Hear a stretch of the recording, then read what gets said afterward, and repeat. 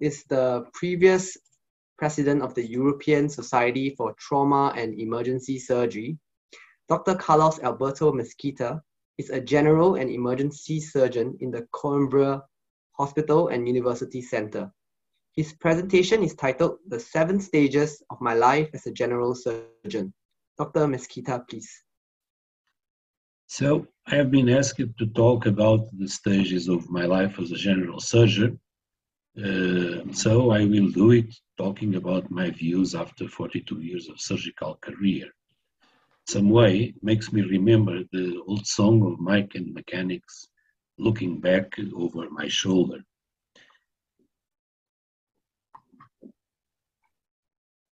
Now I left our National Health Service. I retired in May of this year, and now I am trying to put in place a unit for clinical reassessment in trauma and emergency surgery in the private sector.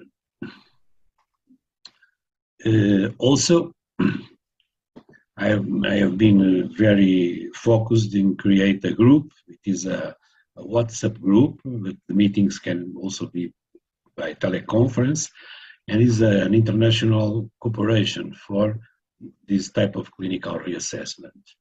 And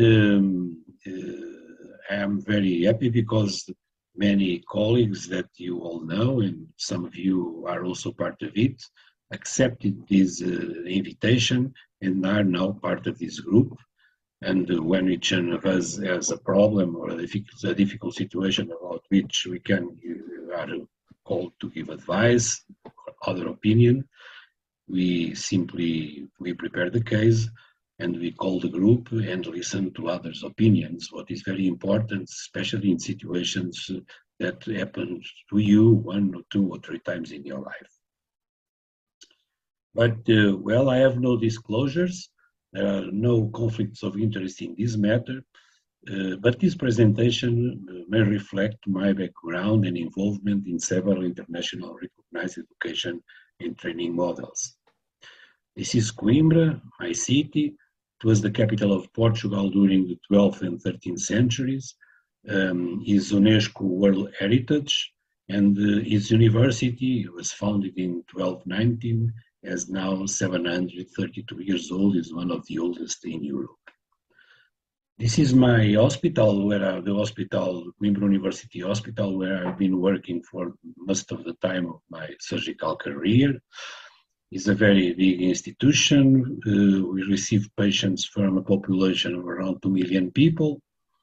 Our emergency department receives around 500 patients a day. And from these patients, around 11 are patients needing surgery, and out of them are patients for general surgery, the rest for the other specialties.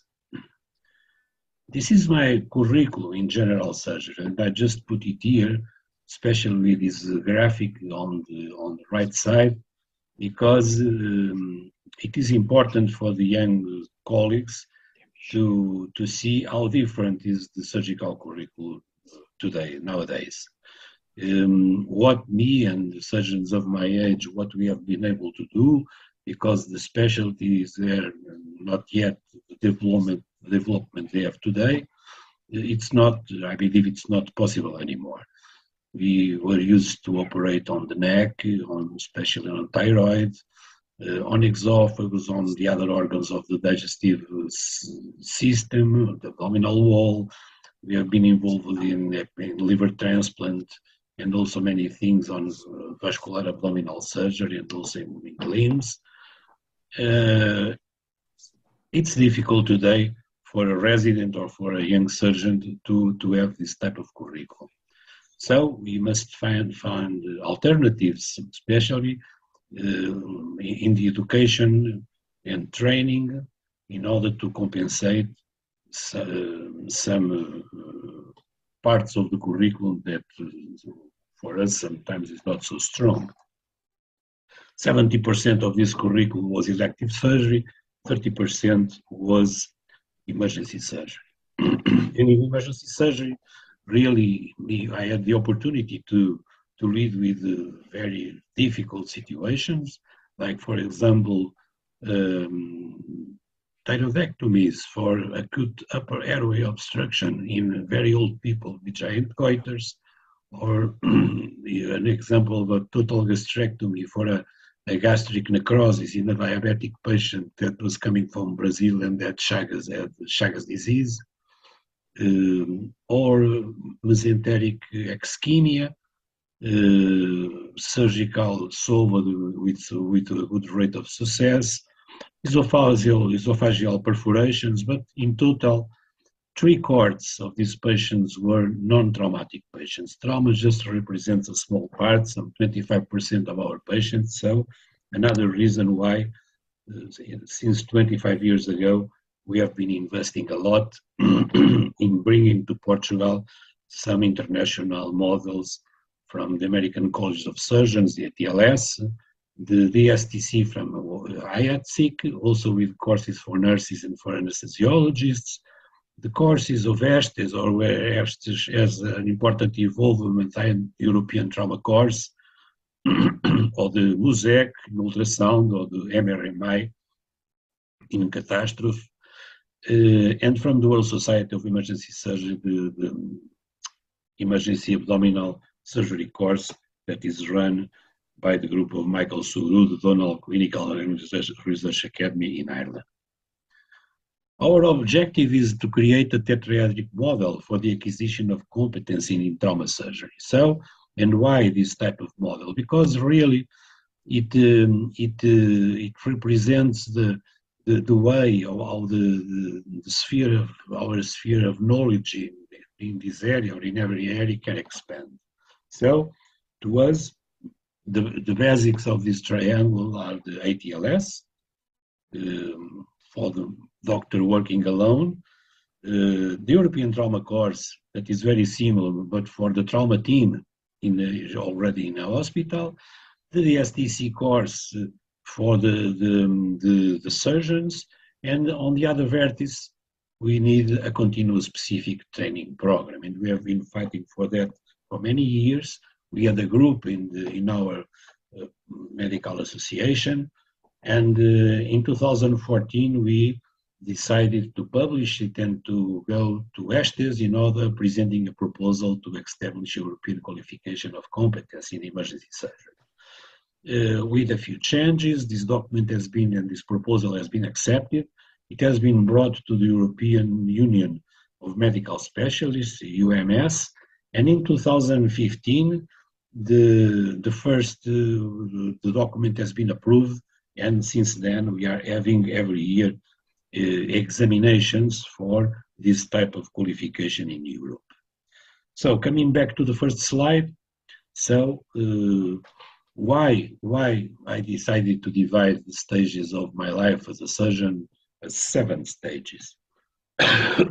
Because 7 is a mystic number, because I like number 7, and then I went looking for the Rudolf Steiner's 7 years cycles of life.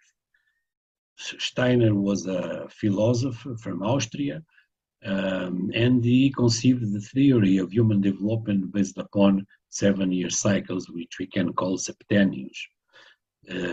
So many traditional societies saw an implicit order in life that we moderns often fail to see. Every stage of life offers a specific set of challenges and lessons that add to our maturity and support our individuation. The best years are ahead of us, we have to believe on that, if we follow the dictates of the heart and develop the awesome powers of our souls. So, in Portugal, we have a very nice song from José Afonso, one of our best singers, that died some years ago. And this song is beautiful. We have no time now to put it, but it's all around number 7. And this is the reason why I choose to look back and try to understand what was most important in my life as a surgeon. In this way, I was born in 1953, and I will complete 10 septennials next year. So it will be a good time to take advantage of the good things that life can still offer us, I hope. So this is the Steiner's cycles of life. For every septennial, there is an idea, the basic idea, and now let's follow it and starting by the beginning. Well, the first three septennials I will leave behind because they were by coincidence the beginning of my contact with clinical activity, but still a student, but in a particular troubled period but of our political life, that of the 25th of April revolution. It was also known as the Carnation Revolution, and then it put an end to the so-called New State, Estado Novo, from the times of Salazar, and initiated the Third Republic and led to the end of the Portuguese Empire. We had the decolonization and towards a normal democracy in a European context. But to me, my life as a doctor, we can start it after this time. This is a time where people are healthy, full of energy and lusting for life, often possessed by wild enthusiasm, independence, and recklessness. So they take risks, play hard, and often make mistakes, which is normal. To me, this was the time of the graduation and of general clinical practice prior to the beginning of surgical life, which included in that post-revolutionary context a mandatory period of peripheral medical service in rural areas, during which a little bit of everything was done, like deliveries, for example. Things that sometimes we were not really prepared to do, but there was no better solution, and we all learned a lot during this time, during this period. Then it came the period of our specialization. Many people become highly competitive with others during these periods, and we know that from our residents. Our ambitions and desires to get ahead can cloud our vision, forcing us to see people and situations in simplistic contrasts of friend or fool, black and white. In my case, this was the time of specialization, initially in a district hospital, and finally in a central and university hospital in Coimbra, where I ended up staying. The work in different but complementary institutions was extremely rich, and can in fact be rich from a human and curricular point of view, with the possibility of research and clinical and experimental contact with the various surgical subspecialties. Then, as a young specialist, it was a somewhat challenging period, because the daily routine was not very nice. It was essentially to help the younger ones because they were younger, and the older ones because they were older, what was not a very enthusiastic situation. But in gardening, this is called pruning. So a plant gets cut back, trimmed, made smaller, and in the process it is made stronger. So whatever occurs, many of us experience life-altering setbacks and lose confidence in ourselves in life. At this point, we can either embrace our limitations and live smaller lives, or begin again. So at this time, on the other hand, we were going through a very interesting development of microsurgery, laparoscopy, and liver transplantation associated, in my case, the possibility of one important fellowship in Brazil, mainly for clinical research and esophageal surgery. Here's a picture of Professor Walter Pinotti, a great surgeon from São Paulo, which received me in this department for half a year. And the banknotes that we see, they are not here not because of the 10,000 cruzeiros, but because they represent Carlos Chagas, the man who gives the name to the disease. And we studied about this trypanosomiasis that they used to call in Brazil as megaesophagus. And it's somewhat similar to our achalasia, even but with a different etiology. In the 40s, our visions of life expands and we set off in new directions.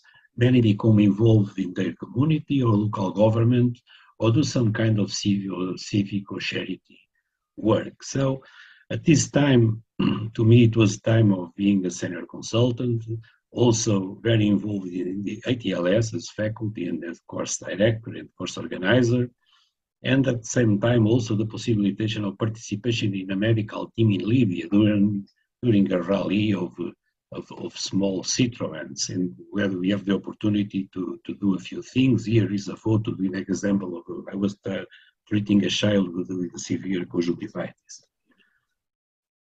The 50s are a time of inspiration, mastery, and growing power. So we naturally emerge as important guides and leaders in our communities and society at large.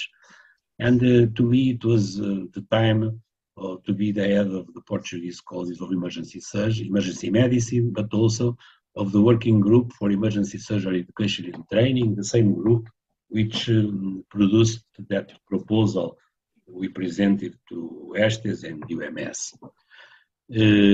At the time, I became also Emergency Department Director for 3 years, and I also the National Coordinator for the DSTC, and there is a nice photo of our first course in Coimbra with Ken Bovar. Then we are approaching to getting older, and maybe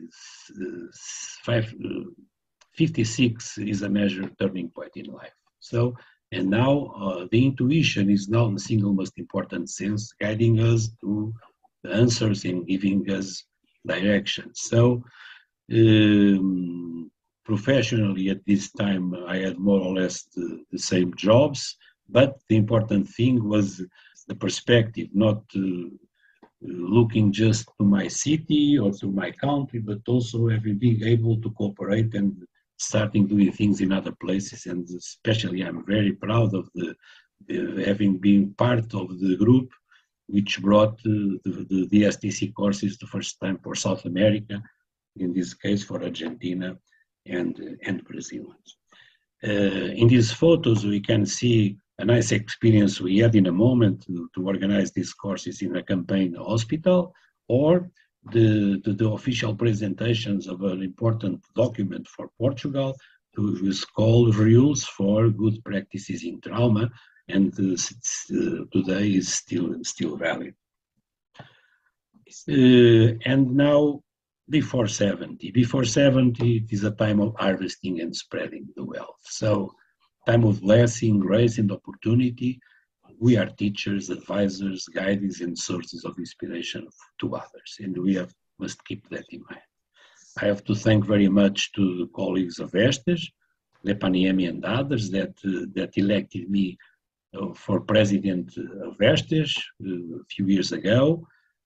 Also for the Brazilian Trauma Society, which made me international honorary member, and also to our great group of colleagues of the European Trauma Course that helped me to put in place this course in Brazil for the first time in Campinas. So what's beyond to 2023? Well, this is a period we have no longer any responsibility to others. So it's a time when we have to think about our lives and experience the richness of the present. So good time to take advantage of the good things that life can still offer us. But if you feel good about your work and the others also believe on that, keep working. And thank you very much once more for this very nice and important opportunity to be with you. Thank you a lot. Reacting to his presentation will be Dr. Chong Chee Kiong. Dr. Chong is a general surgeon at Mount Elizabeth Novena and Parkway East Hospitals in Singapore. I will now hand the time over to Dr. Chong. Hi, hi, good evening, everyone. Thank you for the invitation and thanks for the introduction, Norman. Okay, I'm currently working in the private sector, but I still have a foot in the public institution as I'm helping out with the trauma system in Changi General Hospital. Professor Carlos has a wonderful life, and there are many lessons that can be learned from his life experiences. So the only thing that I can react to this thing and to all the lectures that we had beforehand is only with only one word: respect. I mean, we are respecting all the giants that we have in our midst at the moment. Okay, looking at all the stages, we are, I mean, in the early stage of our training, okay, where we learn, we make mistakes, and we learn again. And second stages, okay, we do, we learn, we try to teach something, and try to make less mistake and to learn from other people's mistake. Okay, I think I'm still at stage number 2. I haven't gone to the other stages yet.